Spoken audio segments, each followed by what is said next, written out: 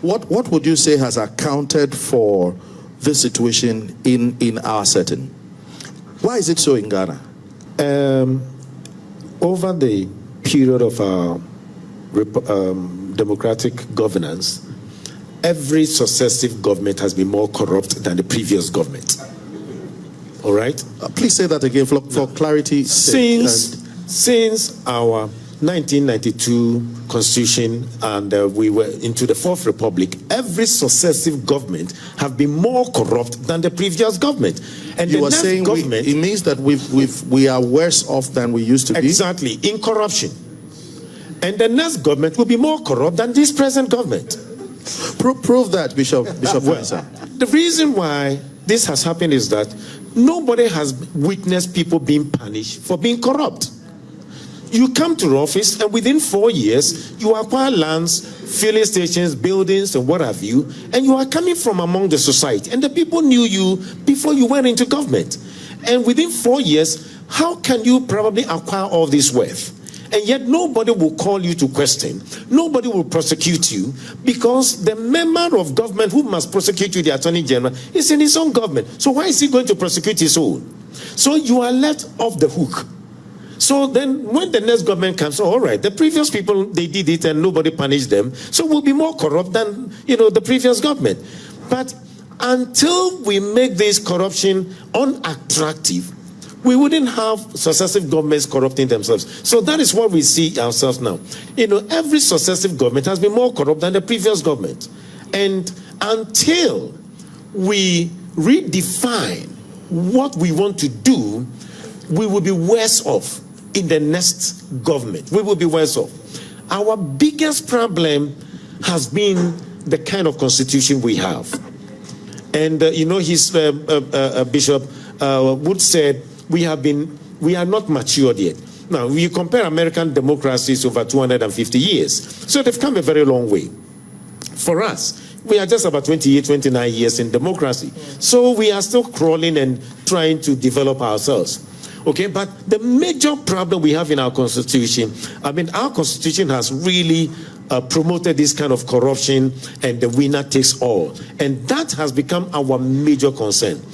I am a strong believer that even if you should bring an angel Gabriel to become the president of Ghana, he might end up being corrupt. Because that's a very serious statement to make, Bishop Mensah. Because the system we have breed corruption. The system we have breed corruption. So whoever you appoint, he will promise you he will change A, B, C, and D. But once he gets there, he realizes that favors him. One person called the president is appointing 6,000 people in Ghana. Has all the power to do that. And so with the concept of the winner takes all, who would want to change the system of our constitution? Until the citizens cry out and they rise up to say enough is enough. Let's go back to reform and call for constitution reform. Bring an angel to sit in the Jubilee House. He'll be more corrupt. So where do we begin to correct this thing? Because once corruption is pointed out, then correction has to take place. So where do we begin with all this? We have talked about the problem. What we can do is to begin to call for constitutional reform. The church needs to call for constitutional reform. The church and ordinary men and women should demand. We have practiced this, used our constitution for the past 28 years or so. We have known what it has done and what we can do to improve. Let's go back. Professor Atta Mills called for it. But you know what? Look, they promoted so much and the people requested that there should be constitutional reform. What did they do? They didn't listen to the people. They only took what would benefit them. But we are asking for complete reform.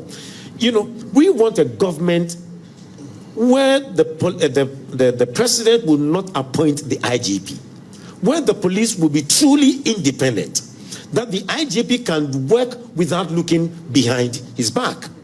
A system where there will be the separation of powers between the Attorney General and the Minister of Justice, so that when there is wrong, someone can prosecute a government in power and set the right example. Singapore did that.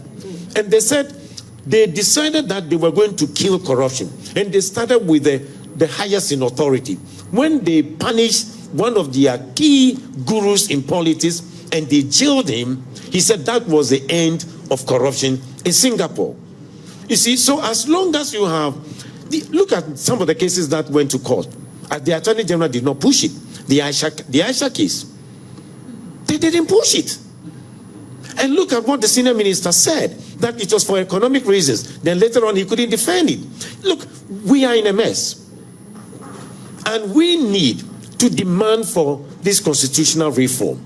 And once we do that, then we can have the right people in government to improve the lives of our people.